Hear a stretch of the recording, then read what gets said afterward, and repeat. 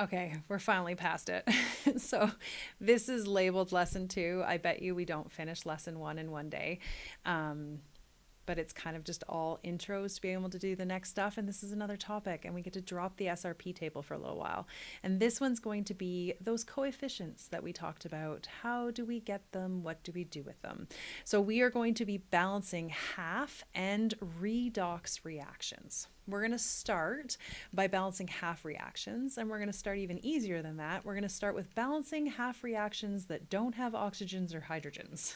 So the half reactions on the table are balanced, but not all half reactions are listed on the table. Okay, so we're going to be looking at reactions that are potentially not on the table. When you're balancing a half reaction, all reactions have to be balanced for mass. So you have to have the same number of elements on the left as you do on the right, and they have to be balanced for charge. So this is where sloppy habits of forgetting to write charges or writing charges where they don't belong will get you. So hopefully none of you are doing that.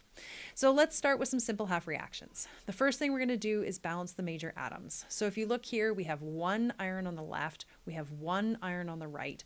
It's already balanced. Whereas for this reaction, you have two chlorines on the left and one chlorine on the right. So the subscripts are what tell you how many atoms are there. It has nothing to do with the superscript. So for this reaction, I don't have to do anything. But for the second reaction, I would have to say that chlorine, and this is probably gas, goes to two chlorides. Okay. So then what we want to do is work on balancing the charge. So we're going to be looking at the oxidation numbers of the atoms on the left and on the right.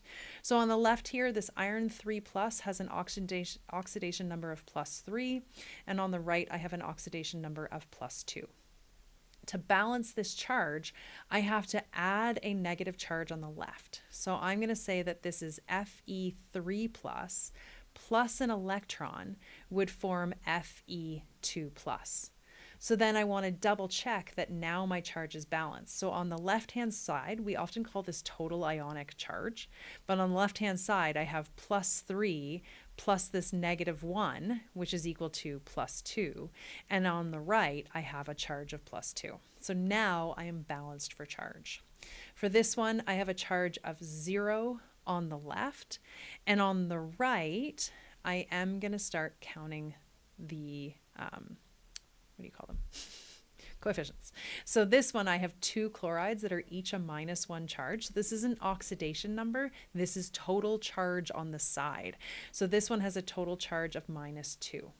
So I need to add electrons to this side. I need to add 2 electrons so that it'll balance out for charge. So I would write chlorine plus 2 electrons goes to 2 chlorides. So then when I double check the charge, on the left-hand side, I have 0 plus -2 is -2, and on the right, I have a charge of -2. So I'm balanced for mass, and I'm balanced for charge. Okay, let's try a couple.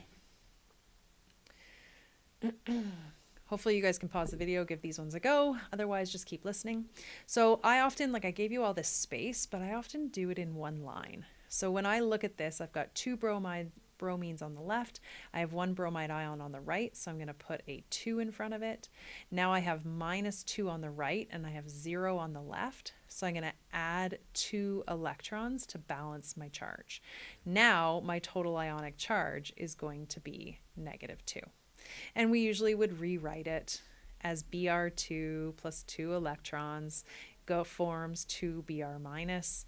But if this was just my rough work, I'd leave the stuff above. Okay, what about the next one? The next one is balanced for mass, but not for charge. I have a +2 and a +4.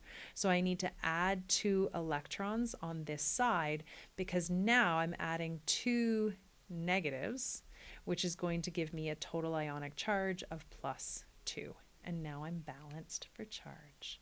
Okay, go and practice a few of these basic ones.